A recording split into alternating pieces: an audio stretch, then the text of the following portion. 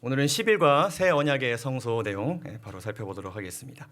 기억절 말씀 다 함께 큰 소리로 읽도록 하겠습니다. 히브리서 9장 15절에 있는 말씀입니다. 이로 말미암아 시작. 이로 말미암아 그는 새 언약의 중보자시니 이는 첫 언약 때에 범한 죄에서 속량하려고 주구사 부르심을 입은 자로 하여금 영원한 기업의 약속을 얻게 하심이라.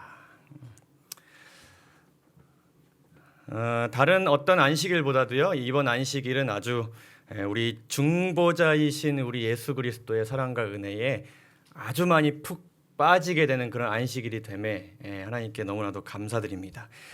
어제 특별히 우리 유창정 목사님께서 오늘까지 중보자 예수님께서 말씀을 주시는데, 또 공교롭게도 이번 주 교과 내용이 중보자이신 우리 예수 그리스도의 하늘 성소에서의 봉사에 대한 공부, 여러분 다 하고 오셨죠?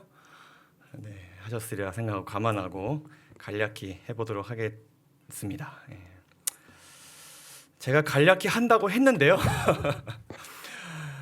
이 내용이 너무 길어져가지고 지금 사무실에서 최대한 줄이고 왔습니다. 제가 설명을 많이 드려야 된다기보다는 이번 주 제가 받은 은혜가 너무 많다 보니까 이것을 다 나누고 싶은데 해보도록 하겠습니다. 제 15분까지 최대한 맞춰보도록 하겠습니다. 자, 새 언약과 옛 언약 지난주 살펴보셨죠? 성경에서는 첫 언약이라고 표현하고 있는데 이 두 언약의 차이가 무엇이었습니까? 차이가 있습니까? 있는 것 같기도 하고 없는 것 같기도 하고 주신 분 동일했습니다. 그렇죠? 언약의 내용 동일했습니다. 언약이 체결되는 과정 동일했습니다. 그리고 언약이 주어지는 대상이 바뀌었나요? 아니요, 동일했습니다. 처음에 이스라엘 집과 유다의 집에 주시고 그 다음에 이제 이방인들 하여금 복이 퍼져나가게끔 하셨습니다. 그렇죠? 몇 가지 좀 질문을 시작하기 전에 드리면 옛 언약은요, 첫 언약은 예수님의 십자가가 있기 전이기 때문에 실패한 것입니까? 그런가요? 그렇게 생각하시는 분들 꽤 있습니다. 예수님의 십자가가 있기 전이기 때문에 구약에서 벌어진 그 첫 언약은 실패할 수밖에 없었다. 그렇습니까? 실패하지 않게 하시려고 성소제도 주신 것입니다. 그렇죠? 미리 주신 것입니다. 옛 언약은 실패할 수밖에 없다고 우리가 말하게 된다면 자칫 잘못하면은 창조와 출애굽 그리고 만나 젖과 꿀이 흐르는 땅을 주신 그 모든 은혜와 그 안에 담긴 하나님의 사랑은 작은 것이다 혹은 다른 것이다 라고 오해할 수 있습니다. 자, 그러면 새 언약은 예수님의 십자가 이후기 때문에 절대 실패할 가능성이 없습니까? 없습니까? 제 질문은 항상 이상합니다. 그렇죠? 그런 것 같기도 하고 옛 언약이 실패했고 새 언약이 성공한 것입니까?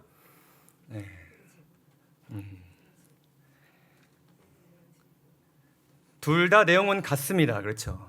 그러나 중요한 것은 성소 제도든 십자가든 보여주신 사랑과 은혜를 우리가 믿지 않으면 우리가 새 언약에 있다 하더라도 그 사랑에 대한 믿음이 없다면 우리의 마음이 굳어져 우리 스스로 언약을 파괴할 수 있습니까?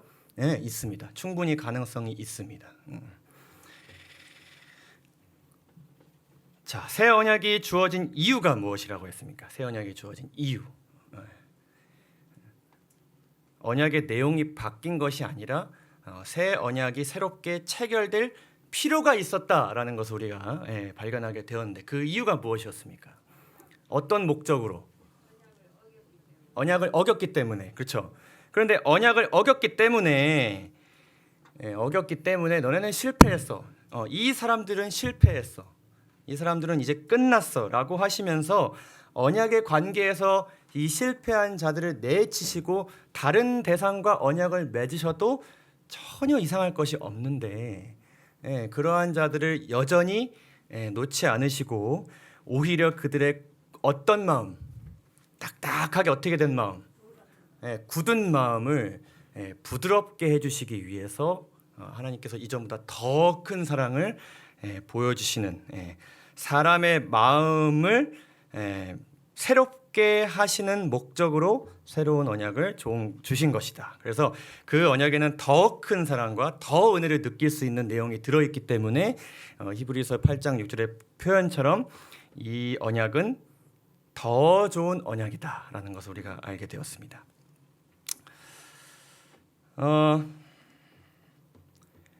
이 언약이 새 마음과 새 영을 갖도록 하시기 위해서 주신 이 새 언약이 왜 더 좋은 언약이 될 수 있었을까요? 그 언약의 중심에 누가 계시기 때문에?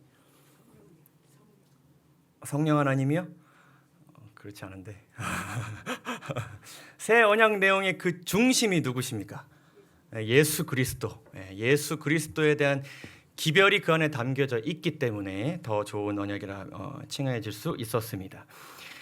죄로 끊어진 하나님과 우리의 관계를 다시 회복하시기 위하여서 하나님과 우리 사이에서 신실하게 일하신 중보자 예수 그리스도가 우리에게 있다.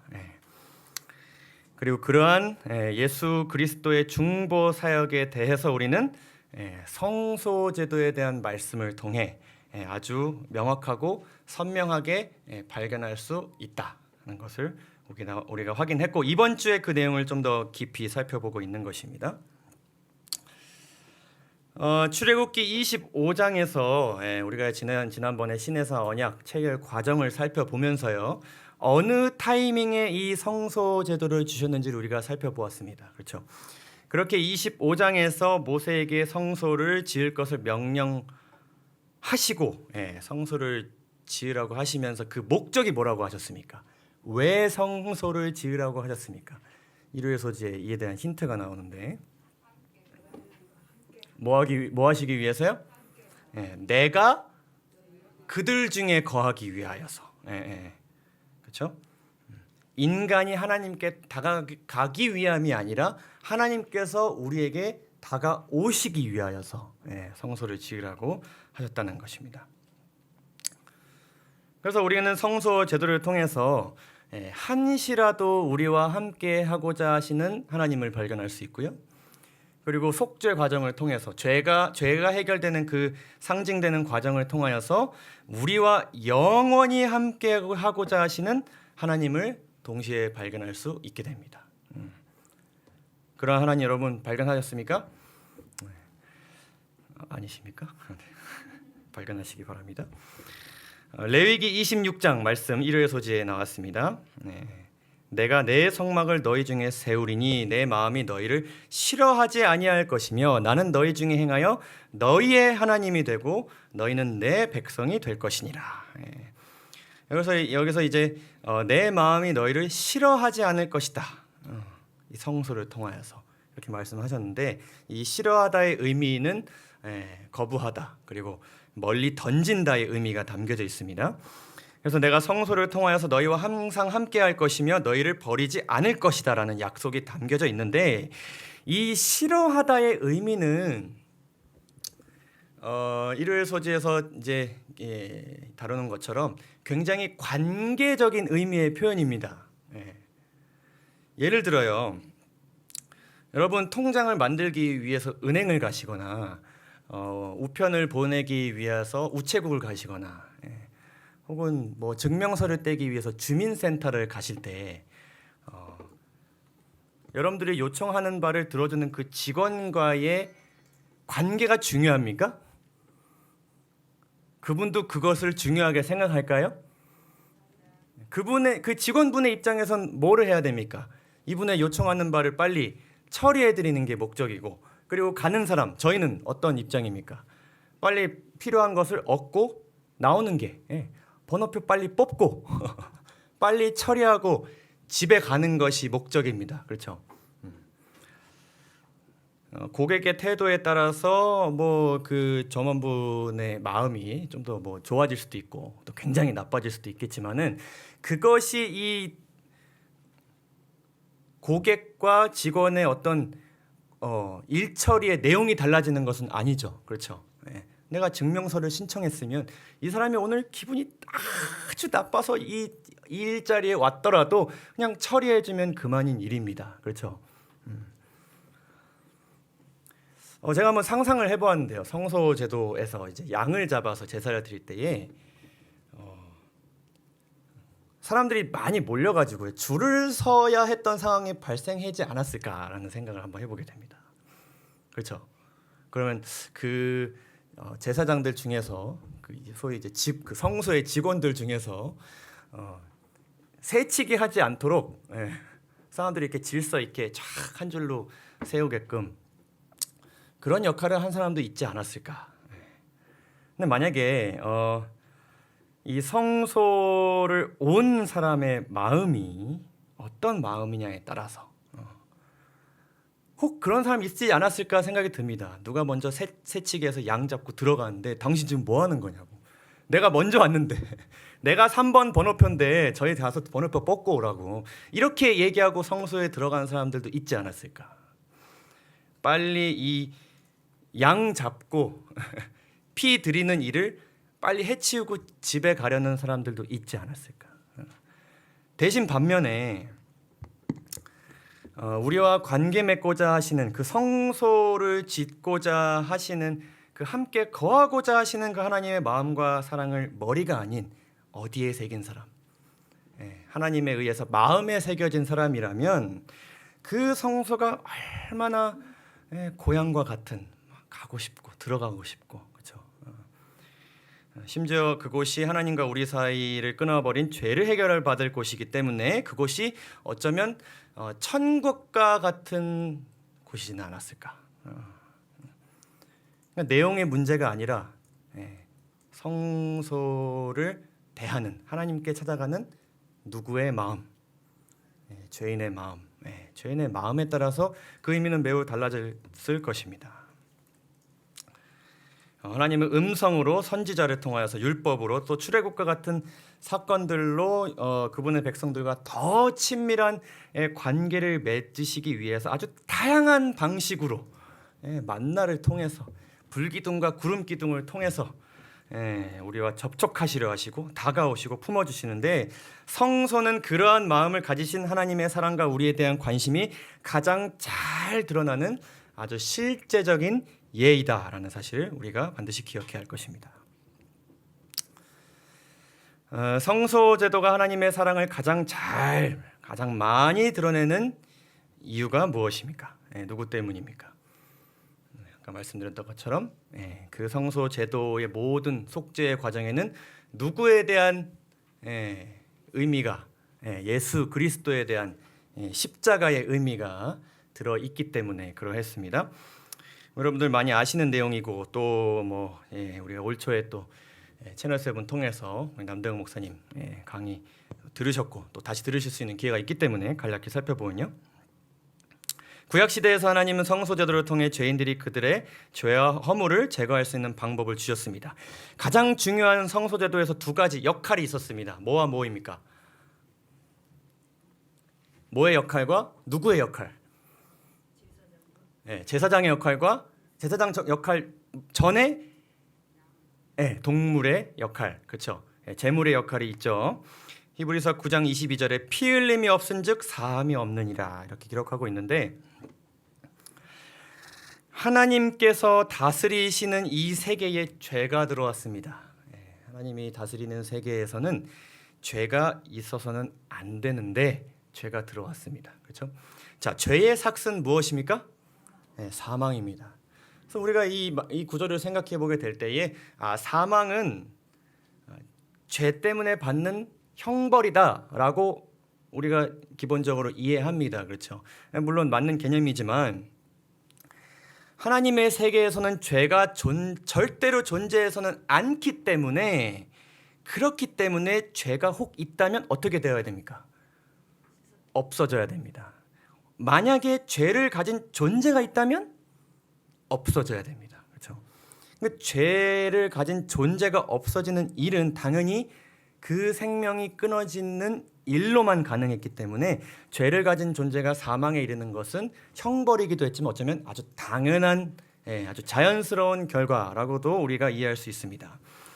그러나 하나님은 우리를 단순히 그냥 죄를 가진 더러운 존재, 없어져야 되는 존재로 여기지 않으시고 죄는 없애시되 죄를 소유한 인간을 살리시기 위하여 여러 가지 아주 다양한 사역들을 하시는 것인데, 문제는 무엇인가 하면은 인간이 스스로 마음 깊숙이 자리한 죄를 스스로 해결할 수 없고, 그리고 둘째는 죄를 가졌는데 아무런 명분과 대가도 없이 공의로운 하나님께서 그냥 죄인을 무죄라 이렇게 선언하실 수가 없습니다. 그래서 하나님은 죄인들이 동물의 희생을 통해 그들의 죄와 허물, 그들이 저지른 죄된 마음을 가진 죄, 죄된 행동을 한 죄 등을 용서받도록 하셨습니다.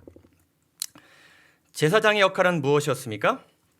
교과는 성소 봉사가 동물의 죽음으로 끝나지 않았다.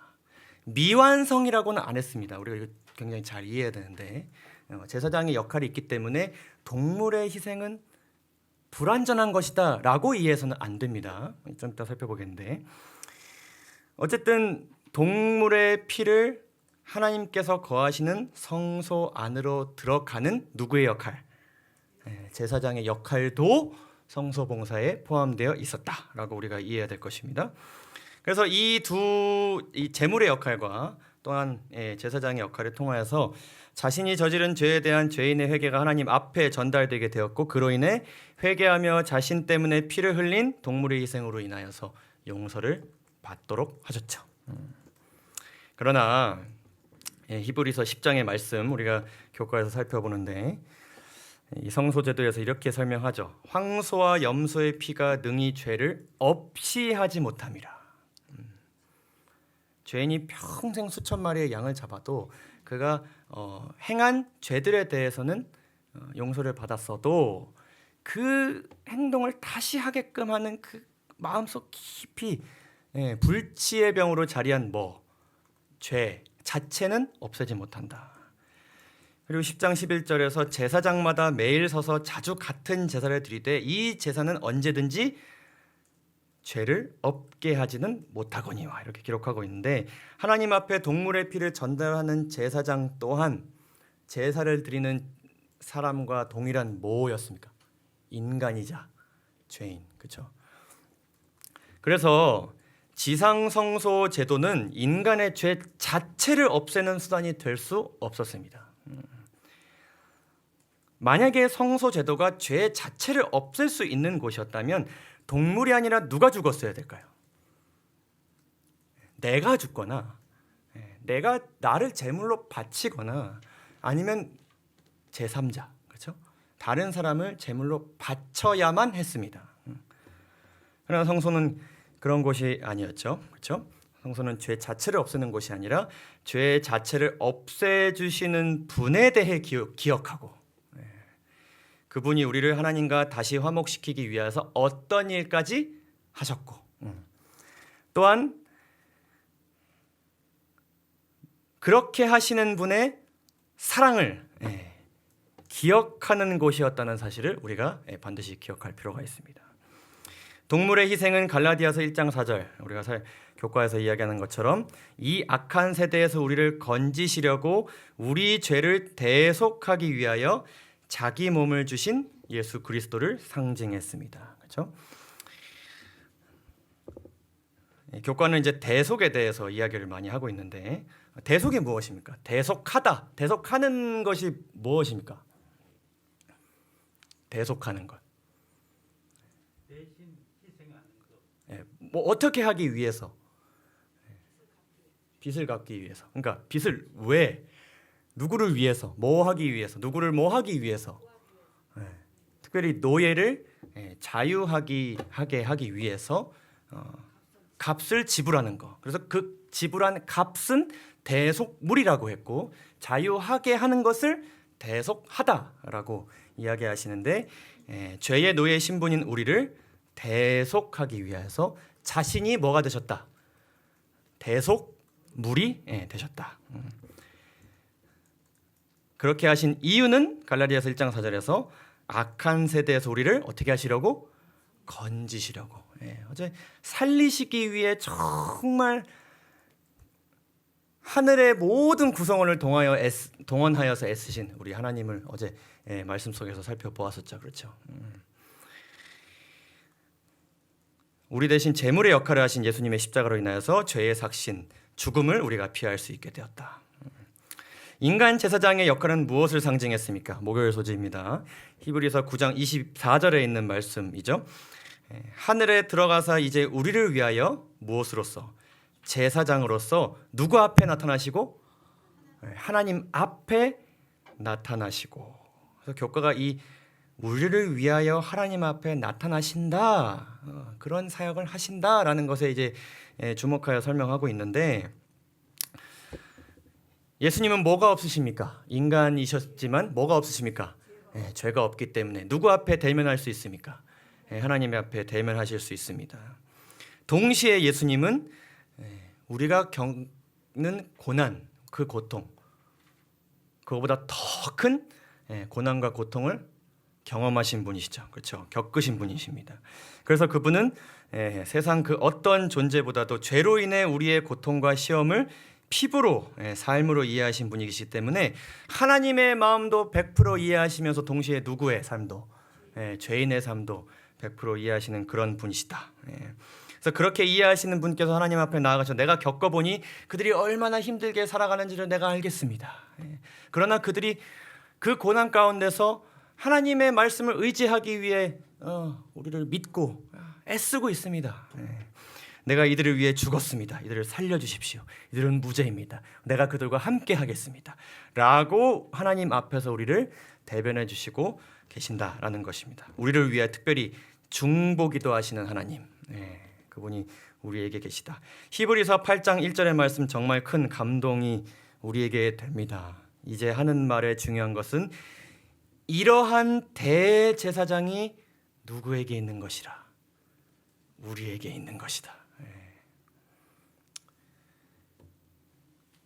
교과의 표현처럼 하나님이시면서 또한 무죄하고 완전한 인간이심으로 죄로 인해 생겨난 인간과 하나님의 그 사이의 틈을 연결하실 수 있는 유일한 분이신 예수님께서 우리를 위해 자신의 몸을 드리시는 제물의 역할도 감당하셨지만 더 나아가서 제사장으로서 지금 한시도 쉬지 않고 우리를 위하여 하나님께 간구하고 계시다. 사실을 우리가 발견하게 됩니다. 지금 시간이 없지만 오늘 제가 그 금요일 소재에 나온 시대의 소망 말씀을 제가 오늘 순서지에 넣어드렸습니다. 자주 읽으시기 바라고, 지금 우리를 위해 제사장으로서 봉사하시는 그 예수님의 마음을 정말 마음 깊이 느낄 수 있는 아주 감동적인 그런 구절입니다. 개인적으로 좀 읽으시길 간절히 바랍니다. 결론을 내야겠죠? 자, 왜 예수님께서 하늘 성소에서 일하시고 계실까요? 왜 일하셔야만 할까요? 뭐 일이 덜 맞춰졌습니까? 십자가로서 그분의 사역이 아직 완성이 안 됐습니까? 그렇지 않습니다. 예수님께서 분명히 십자가에서 뭐라고 그러셨습니까? 다 이루었다. 그렇죠? 근데 왜 예수님은 또 일하고 계시는가? 무엇 때문에? 우리가 이 부분에 대해서 생각해 볼 때에 성소제도에서 중요하게 다루는 대속죄, 심판, 그리고 재림에 대한 기별들을 우리가 생각하지 않을 수가 없는 것입니다. 심판과 마지막 시대에 대한 개념이 없다면, 종말과 재림이 없다면 예수님은 십자가 이후에 더 이상 일하실 필요가 없습니다. 없습니다.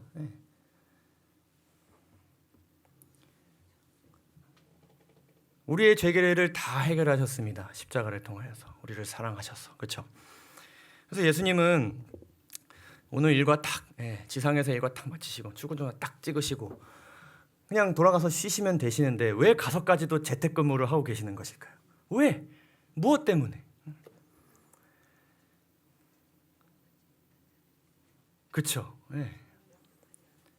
이 마지막 시대의 십자가의 보혈을 믿는 믿음을 새 언약을 우리가 받았지만 여전히 우리 스스로 언약을 파하게 만드는 죄의 유혹과 시험 가운데 있는 우리가 이미 받은 구원을 잃어버리지 않게 하기 위하여. 그리고 집사님께서 말씀하신 것처럼 아직 그 구원을 경험하지 못한 사람들이 있기 때문에 예수님께서는 더 일하셔야 되는 것입니다. 누구를 살리기 위하여서? 우리 모두를 살리기 위하여서, 더 많은 사람들을 살리기 위하여서. 아이고 16분이네요. 괜찮으시죠? 안 괜찮으신가 봅니다. 제가 한 가지만 말씀드리고 마치겠습니다. 자, 여러분 오늘 살펴본 내용을 처음 들으신 분 계신가요? 처음 들었다 계실 수 있으시겠지만 우리 진리의 뿔교회 성도님들 처음 들으셨습니까?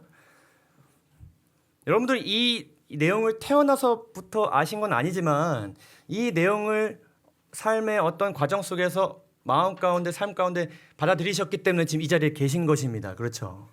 그런데 우리가 재림교회에 나옴으로써 그리고 기독교 교회에 나옴으로써 다른 사람들과 좀 더 알게 되었습니다. 그리고 재림교회에 나옴으로써 좀 더 알게 되었습니다. 그렇죠? 하늘 성소의 기별을 더 알게 되었습니다. 재림에 대해서 더 많이 알게 되었습니다. 그렇다면 더 많이 안 우리와 아직 덜 아는 사람들과는 어떤 차이가 있을까요? 가방끈의 차이인가요? 네. 많은 사람들이 재림교회에 대해서 그렇게 이야기합니다. 우리를 율법주의자처럼 생각하는 이유가 우리가 그저 더 많이 아는 사람들, 더 많은 더 추가적인 성경 해석을 아는 사람들로 많은 사람들이 생각을 합니다. 특별히 우리가 이제 언약에 대해서, 율법에 대해서, 그리고 종말에 대해서 강조할 때에 아직 모르는 사람들의 눈에는 그렇게 보입니다. 혹 그렇게 이야기하는 사람들이 우리가 어떻게 이야기할 수 있을까? 지난번 성소 사경회 때 제가 아는 동생이 이 사경회에 참석하면서 그렇게 이야기했습니다. 내가 이것까지 알아야 되느냐? 꼭 알아야 되느냐? 난 하나님을 믿고 있는데 이걸 알면 신앙생활이 더 좋아지느냐? 이렇게 질문합니다. 그러면 어떻게 생각하시나요? 여러분 한 주일 내내 공부 많이 하시잖아요. 그렇죠? 안식일 오전에도 또 말씀 보시고 안식일 오후까지 남으셔가지고 로마서 강의까지 열심히 듣고 계시잖아요. 그렇죠? 재림 성도는 어떤 사람인가? 우리 제가 이것만 말씀드리고 마치겠습니다. 재림 성도들은 진리에 서 있는 우리들은 더 올바르고 더 많은 성경 해석 위에 서 있는 사람이 아니라 우리를 살리시기 위한 예수 그리스도의 봉사의 종류와 그 안에 담겨진 사랑의 크기를 더 많이 아는 사람들이라고 우리가 반드시 기억하시기를 간절히 바랍니다. 누가 물어본다면 그렇게 이해하시길 바랍니다. 당신은 십자가의 사랑을 아시죠? 저는 제사장으로서의 예수님의 사랑까지 알고 있습니다. 제 삶이 그것을 움직입니다. 물론 십자가의 사랑이 그 정도라고 이야기할 수 없지만 우리는 더 큰 사랑을 경험하고 사는 사람들입니다. 그렇기 때문에 나는 진리를 탐구하고 있습니다. 그렇기 때문에 나는 진리 안에 있으려고, 말씀 안에 있으려고, 율법 안에 있으려고, 안식일 안에 있으려고 제가 삽니다. 이렇게 대답하시기를 간절히 바랍니다. 어떤 사람이 나를 위해 해주는 일이 이 정도라고 아는 것과 이 정도라고 아는 것과 창조 정도만 아는 것과 언약을 아는 것과 생존을 위해 여러 가지 만나라 주시는 것 아는 것과 십자가를 아는 것과 하늘 성소까지 아는 사람의 삶은 분명히 다를 수밖에 없을 것입니다. 하나님께서 그렇게 우리의 삶을 인도해 주실 것을 믿습니다.